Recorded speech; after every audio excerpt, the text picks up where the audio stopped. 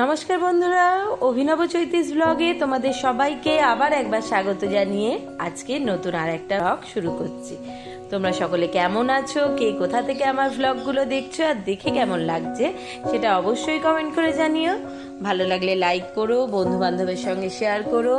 যারা ইউটিউব থেকে দেখছো তারা চ্যানেলটাকে সাবস্ক্রাইব করে দিও, পাশে থাকা বেল বাটনটাকে অল করে দিও। আর যারা ফেসবুক থেকে দেখছো তারা পেজটা অবশ্যই ফলো করো। আজকে বুধবার সকালবেলা, বুঝতেই পারছো ট্রেন থেকেই আজকের ব্লগটা শুরু করলাম। গতকালকের ব্লগে দেখেইছিলে রাত্রিবেলা ট্রেনে উঠে পড়েছিলাম, আর আমাদের গাড়িটা ছিল শালিমার টু বিশাখাপত্তনম, মানে আমরা যাচ্ছি ভাইজ্যাগ। আর তখন ব্লগটা শুরু করেছিলাম মোটামুটি ভোর 5টা নাগাদ, আর এখন ঘড়িতে 8:30 মতো বাজে। যদিও আমাদের নামবার কথা ছিল 8:10-15-র মধ্যে, কিন্তু ট্রেনটা দেখছি 2 ঘন্টা লেট। আর তোমাদের দাদা রোজকার মতো মানে গাড়িতে বসেই অফিস শুরু করে দিয়েছে, ফোনে কথাবার্তা চলছে, আর আমরা সকলে সাংঘাতিক রকম বোর হচ্ছি। ট্রেনটা 2 ঘন্টা লেট, জানি না কতক্ষণে নামবো। তো চলো দেখা যাক কতক্ষণে কি গাড়ি থেকে নামা হয়। নামতে নামতে প্রায় 10:10-এর মতো বেজে গেছে। বললামই 2 ঘন্টা লেট। 10:05 যখন, তখন প্ল্যাটফর্ম পেলো, আর আমরা গাড়ি থেকে নেবে ব্যাগপত্র নিয়ে এগিয়ে যাচ্ছি বাইরে যাব বলে। যদিও একটা জিনিস ভালো দেখলাম, স্টেশনে এসে বেশ লিফটের ব্যবস্থা করা আছে, কোনো সিঁড়ি বয়ে ওঠানামা করতে হচ্ছে না, তাই লাগেজগুলো নিয়ে কোনো অসুবিধা হয়নি। খুব সুন্দর ঝটপট ওপরে উঠে স্টেশন চেঞ্জ মানে প্ল্যাটফর্ম চেঞ্জ করে চলো এবার বাইরে বেরোনো যাক।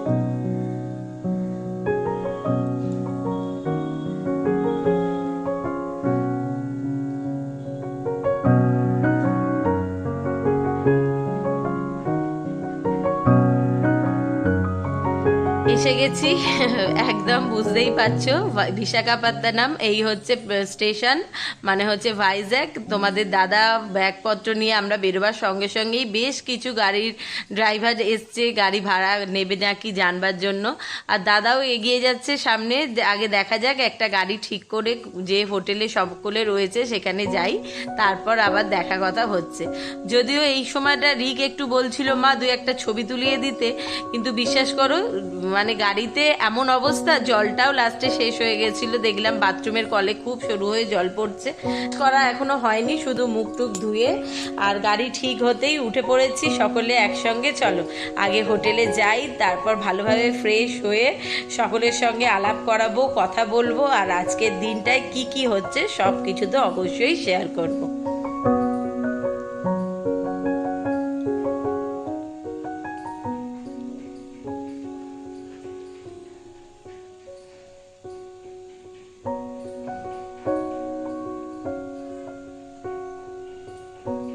এসে গেছি হোটেল জয়পুর। এই যে এই হোটেলটাতেই আমাদের যারা সম্পূর্ণ গ্রুপ এসছে সকলে রয়েছে, এখানেই আমাদেরও রুম ঠিক করা আছে। চলো ভেতরে যাওয়া যাক। যদিও নিমাইদা আমরা আসবো শুনেই আগে থেকেই বাইরে এসে দাঁড়িয়েছিল, তো উনি নিচে আমাদের জন্য অপেক্ষা করছিল। আর ওই যে রিকের দাদা মানে স্যার আমাদের কোন রুমে থাকতে দেবে সেই চাবি নিয়ে দিয়ে দিল। আগে ঘরে গিয়ে ঝটপট ফ্রেশ হয়ে নিই।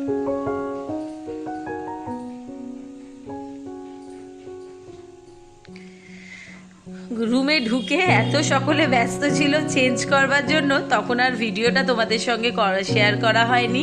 সকলে রুমে ঢুকেই আগে ব্যাগপত্র রেখে জামা কাপড় চেঞ্জ করে নিয়ে একদম ফ্রেশ হয়ে চলে এসেছি রেস্টুরেন্টে একটুখানি খাবার দাবার খাবো বলে। যদিও ওখানে আমাদের খাবারের ব্যবস্থা আগে থেকে করা ছিল। আর আমরা হোটেলে আস্তে আস্তে প্রায় 10:30-11:15 বেজে গেছিলো। এখন প্রায় ঘড়িতে 12টার মতো বাজতে যায়। খিদে তো পেয়েছে, আর ইচ্ছাও করছিল না। ভাবলাম যে দক্ষিণে এসছি আর দক্ষিণের খাবার খাবো না, সেরকম তো একদম হয় না। জানি না আবার আগামীকাল সময় পাবো কি না, কোথায় কখন থাকি। তাই জন্য আজকে যদিও জলখাবারে আমাদের লুচি তরকারির ব্যবস্থা করেছিল, তো আমরা আর সেসব খাইনি। মানে রিক আর মা খেয়েছে, আমি আর তোমাদের দাদা ধোসা খেলাম, আর দাদা দিদি ওরা খেলো ইডলি। খাওয়া দাওয়া সেরে নিয়ে আবার একটা অটো ঠিক করে সকলে একদম রেডি হয়েই বেরিয়েছিলাম, যে একে লেট করে এসছি দুদিন, তারপর আজকেও আসতে প্রায় একটা দিনের অর্ধেক বেলা কেটে গেছে, তাই আর একটুও বসে থাকবো না, ঝটপট জলখাবার সেরে নিয়েই বেরিয়ে যাচ্ছি। এখন যাব আরকে বিচে, চলো যাওয়া যাক।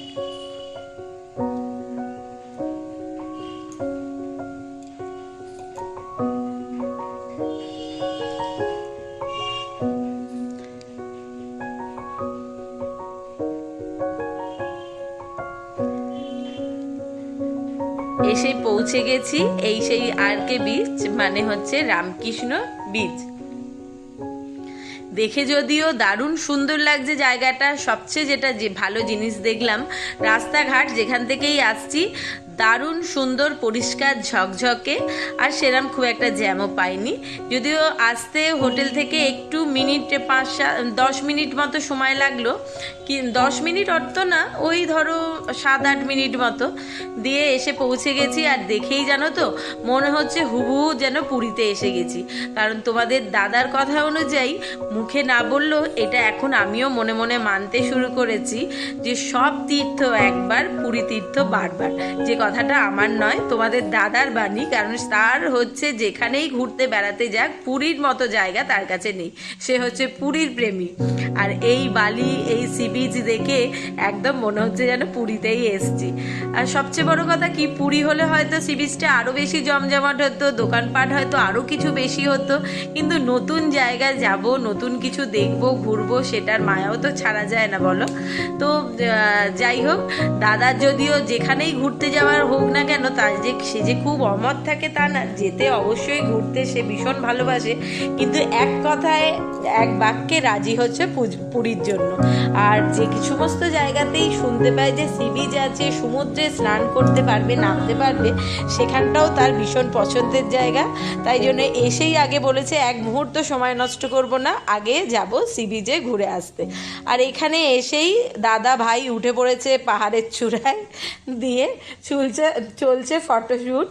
তো রিককেও বললাম যে তুইও একটু দাঁড়া, তোকেও ছবি তুলে দিই।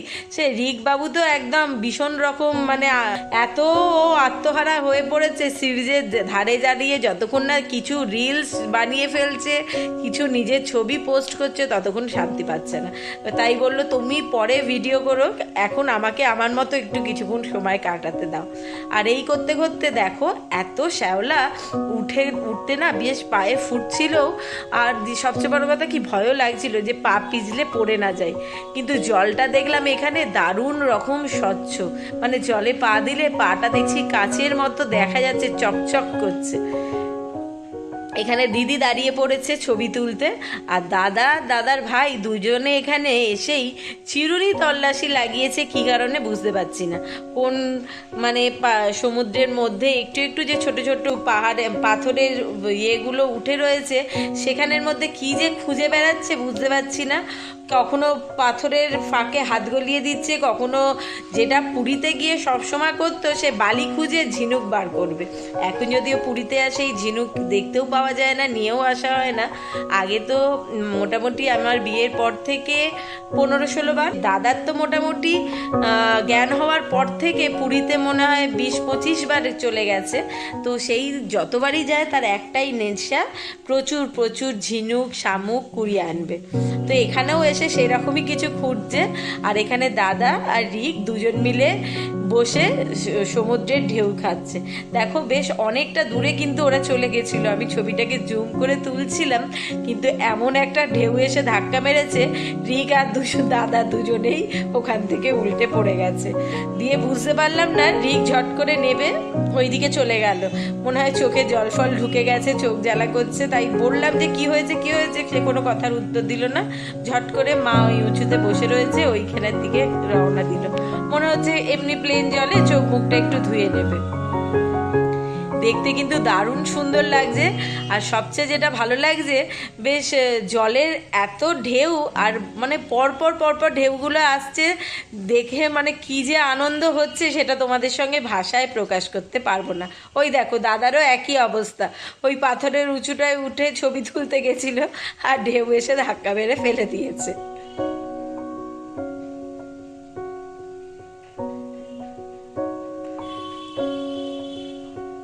যদিও এখানে হাওয়াতে প্রচণ্ড রকম মানে একদম নুন উঠছে। পুরীতে গেলেও মানে সমুদ্র মানেই অবশ্যই লবণ জল, কিন্তু তাহলেও এখানে দেখছি মাথা গা ভেজায়নি, এমনিতেই পুরো সানগ্লাসের লেন্সটা দেখছি পুরো আবছা হয়ে যাচ্ছে, ফোনে যে ক্যামেরায় ভিডিও করছি সেটাও দেখছি চাই, আর চুল ফুল তো পুরো আঠা হয়ে গেছে, হাত দিতে পারছি না। অনেকক্ষণ ধরে বুঝতে পারছি না রিকের কি হয়েছিল। আমি মনে করলাম চোখে মনে হচ্ছে জল ঢুকে জ্বালা করছে তাই চলে এসছে, আর এখানে এসে দাঁড়িয়ে আছে, কিছুতেও উঠছে না। তো আমার সন্দেহটা, ওকে অনেকক্ষণ দূর থেকে আমি ইশারা করছিলাম কি হয়েছে কি হয়েছে, ভয়ে আর বলেনি। ওই যে দেখো তখন ঢেউতে ধাক্কা মেরেছে আর উল্টে পড়ে যেতে পাথরে না এখানটা বেশ খানিকটা কেটে গেছে। তাই আমি বলছি এরকম তো হতেই পারে, ভয় পাওয়ার কি আছে। তো ওকে একটু ওখানটা ধুয়ে পরিষ্কার করে দিলাম প্লেন জল দিয়ে। আর ব্যাগে সবসময়তেই আমার কিছু ব্যান্ডেড থাকে, সেই একটা লাগিয়ে দিয়েছি। ওকে বললাম তুই এখন উঁচুটায় বস, আমরা বরং একটু জলের কাছ থেকে ঘুরে আসি। সে কি বসবার ছেলে, সে বলল মোটেই না, কেটে গেছে ফেটে যাক যা পারে হোক, ঘুরতে এসছি যখন বসে থাকবার কোনো কথাই না হয় না। আর এখানে দেখছি শুধু আমরা মানে তোমাদের দাদারা নয়, আর অন্য যারা এখানকার বাসিন্দা তারাও দেখছি পাথরের খাঁজে হাত ঝুঁকিয়ে কিছু একটা খুঁজছে। তারপর তাদেরকে অনেক জিজ্ঞাসা করে জানতে পারলাম অনেকেই তো আছেন যারা সমুদ্রে সাগরে গিয়ে বা গঙ্গাতে গেলেও নদীতে টাকা পয়সা মানে কয়েন পুজো দেওয়ার জন্য ফেলে, ওনারা সেই কয়েনগুলো এই পাথরের খাঁজে নাকি জমা হয়, সেগুলোই কোরাতে ব্যস্ত। আর এখানে তোমাদের দাদাদেরকে জিজ্ঞেস করলাম যে ওদের মতো কি তোমরাও পয়সা করি খুঁজতে এসছো, যে ঘুরতে বেড়াতে এসছি, যদি পাথরের খাঁজ থেকে খুঁজে পেতে 2-5 টাকাও পাওয়া যায় কাজে দেবে। তো তারা বলছে যে না গো, এই পাথরের খাঁজগুলোতে না দেখছি অনেক ছোট ছোট কাঁকড়া, তারপরে লাল নীল মাছ রয়েছে, সেগুলোই একটু ধরবার চেষ্টা করছি যদি পাওয়া যায়।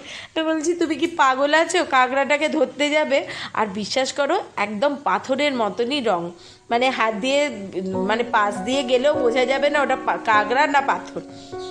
তো যাই হোক, হাতে ধরলে কেটে যাবে, ওই সমস্ত পাকাবি করতে যাবে না। সে কি শোনার ছেলে, সে বলছে নাই বা কাঁকড়া ধরলাম, অন্তত শামুক ঝিনুকও যদি কিছু পাই সেটাও তো খুঁজে দেখা যেতে পারে। আর ওই দেখো রিকবাবু একদম হিরো সেজে পাথরের ওপরে উঠে বসে রয়েছে, কারণ এখন তার পায়ে নুন জল লাগলে বেশ জ্বালা করছে, তাই ওপরটায় উঠে গেছে। আর আমাকে বলছে একটু ভালো করে একটা ছবি তুলে দাও তো মা, আমি একটু পোজ দিয়ে বসছি। এখানে এসে না এই ঢেউগুলোকে দেখে ভীষণ গলা ছেড়ে গান গাইতে ইচ্ছা হচ্ছিল, কিন্তু আমার যা সুন্দর গলা, সে তো লোকে শুনলে মানে কোথায় দৌড়ে পালাবে সেরকম জায়গা খুঁজে পাবে না, তাই আর ভয়ময় গাইলাম না। কিন্তু ইচ্ছা হচ্ছিল সাগর কিনারে তুম জো পুকারে গানটা একটু গেয়ে ফেলবার জন্য। এই দেখো চিরুনি তল্লাশি চলছে এখনো, সে কিছু একটা খুঁজে অবশ্যই বার করবে, আর অবশ্যই বাড়িতে একটা হলেও স্মৃতি নিয়ে যাবে। তাই পাথরের খাঁজে আঙুল ঢুকিয়ে কি যে টেনে বার করতে চাইছে আমি বুঝতে পারছি না।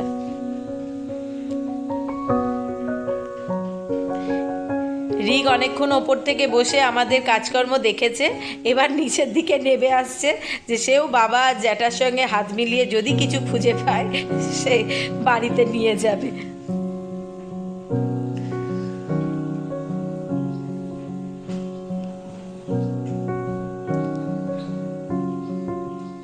ওই দেখো এইটা তোমাদের দাদা পেয়েছে, এই শামুকটা একটা অনেকক্ষণ ধরে খোঁজবার পর পেয়েছে, সেটাকে বাড়িতে নিয়ে যাবে বলে। আর দাদা ওদিকে খুঁজছে রঙিন মাছ। এই দেখো বলছিলাম না, কাঁকড়াটাকে দেখো পুরো পাথরের রঙের সঙ্গে মিশে রয়েছে, চেনাই যাচ্ছে না এটা কাঁকড়া না পাথর। মানে কেউ যদি হট করে বসতে বা দাঁড়াতে যায় আর কামড়ে পালিয়ে গেলে বুঝতেই পারবে না যে কি কামড়ানো। জলটা দেখছো পুরো কাঁচের মতো স্বচ্ছ। বেশ ঘোরাফেরা আনন্দ হলো। চলো এই ভ্লগটা এখানেই শেষ করছি, নালে আরও বড় হয়ে যাবে। পরের ভ্লগটা খুব শিগগিরই দেবো, যেটাতে আরও অন্য কোন বীজে গেলাম, কি করলাম সেগুলো সমস্ত থাকবে।